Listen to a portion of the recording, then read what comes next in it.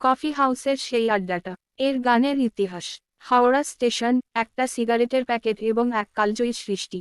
1983 সালের কথা। গৌরীপ্রসন্ন মজুমদার সেই বছর বেশ কিছু প্রেমের গান লিখলেও মান্না দে র জন্য একটা পুজোর গানও লিখতে পারছেন না। পুলক বন্দ্যোপাধ্যায় লেখা পুজোর গান গাইছেন মান্না।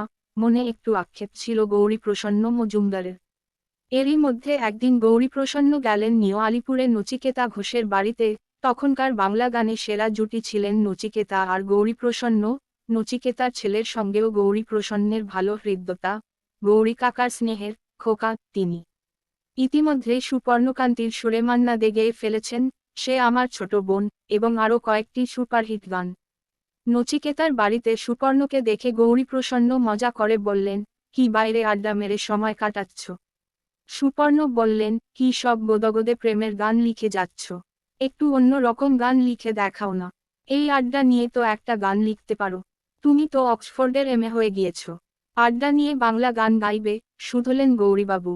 সুপর্ণের পাল্টা প্রশ্ন, এই যে আমরা কফি হাউজে আড্ডা দিতে যাই, এটা নিয়ে গান হবে না কেন? এইভাবে তর্ক জমে উঠল। গৌরী প্রসঙ্গ কিন্তু কথাবার্তা বলতে বলেই ভেবে চলেছেন গানের লাইন। একটু পরে সুপর্ণকে বললেন, লিখে নাও। কফি হাউসের সেই আড্ডাটা আজ আর নেই, কোথায় হারিয়ে গেল সোনালি বিকেলগুলো সেই। সঙ্গে সঙ্গেই তাতে সুর দিয়ে দিলেন সুপর্ণ। সেখানে শক্তি ঠাকুরও হাজির ছিলেন। তার অনুরোধ, পুজোয় তিনি এই গানটি গাইবেন। কিন্তু সুপর্ণ তখনই ঠিক করে ফেলেছেন, গানটা তিনি মান্না দে কে দিয়েই গাওয়াবেন। অনেক কষ্টে বুঝিয়ে সুঝিয়ে শক্তি ঠাকুরকে শান্ত করলেন তিনি। পরের দিন সকালে সুপর্ণকে ফোন করলেন গৌরীবাবুর স্ত্রী। বললেন, কি গান দিয়েছিস তোর কাকাকে?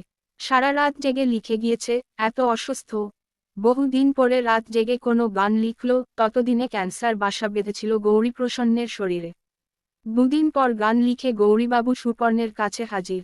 সুপর্ণ চাইছিলেন গানে আরেকটি স্তবক যোগ করুন গৌরীপ্রসন্ন।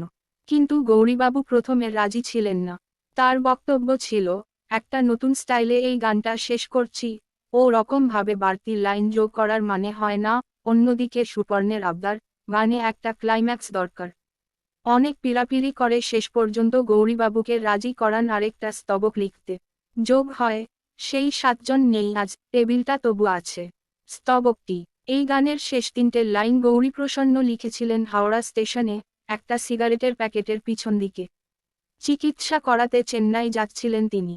এক চেনা লোকের মারফত গানের শেষ লাইনগুলো খোকার কাছে পাঠিয়ে দেন তিনি। কফি হাউসের সেই আড্ডাটা বোম্বে শহরে রেকর্ড করলেন মান্না দে। পরের ঘটনা তো ইতিহাস। তথ্য, আনন্দবাজার পত্রিকা।